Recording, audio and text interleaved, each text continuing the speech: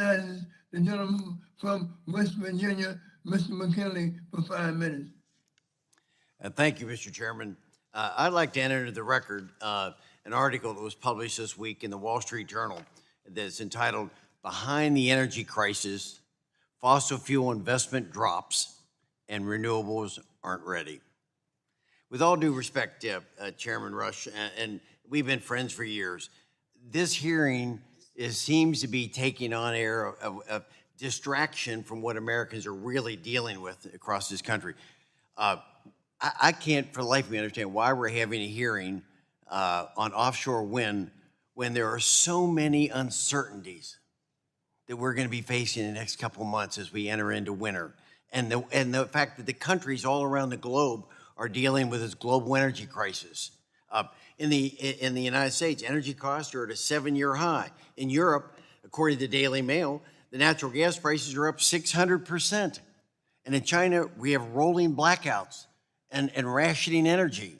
But the Democrat leadership here in Congress is seemingly apparently more interested in discussing offshore wind turbines. Look, I'm supportive of offshore wind turbines. I like the project that we're going to be involved in West Virginia with this, but this is a topic better suited for the end of winter, not dealing with how we're prepared to deal with the winter weather as we approach it. So let's talk about some of those things we're facing today. Remember, earlier this year, Winter Storm Uri exposed a number of issues with our grid in ERCOT, MISO, and other parts of the country. 14 states experienced shock because of the winter weather. And the polar vortexes of 2014 and 2016 exposed America's vulnerability, and outages occurred. PJM came within 5 minutes of having a major power outage on the East Coast. These are the important issues, and this committee's responsibility is to give the American people confidence that as we get into this winter, they won't face the same problems and crises being experienced currently in Europe and China.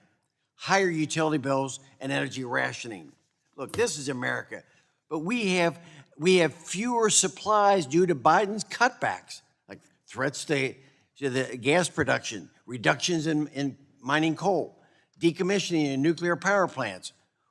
What is Congress doing about supply? And this is a case of economics 101. I'm just an engineer, I'm not an economist, but it's so fundamental. We have supply and demand. Demand is going up and the supply is dropping. We're bound to hit higher costs with that. So no wonder IEA is estimating that energy costs are going to go up 30% this year. So how can we give the American people confidence today that the United States won't have shortages or heating costs?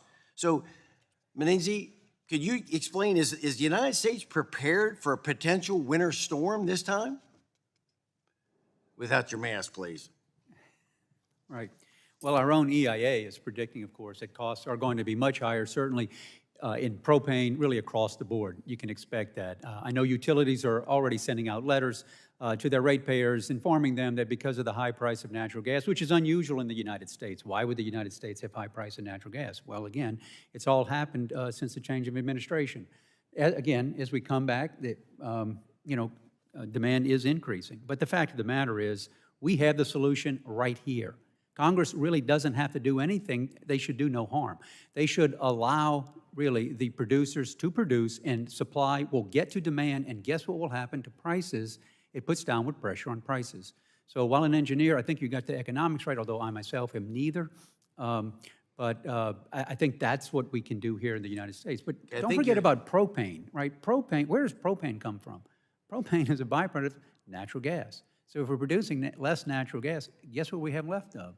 We have less of propane. So it all works together, and it's something that you more or less answered my third question. And wouldn't it make more sense to balance the scale and ramp up production? And that's what you're saying. We need to be doing that rather than cutting back. And then the last, do you think currently, remember, we're just 2 months away. There's already snow in Colorado. We know the winter's coming. We've seen the predictions that this is going to be a pretty severe winter. I don't know how well we're prepared for it. So I'm saying, do you think we currently have enough energy supply to avoid increased utility bills this year? Well, everything that I read, I think if you're a member of Congress, you should be very concerned about what we're reading today about tight supplies for an expected cooler winter. Okay, my time's expired. I yield back balance any time I have. Thank you.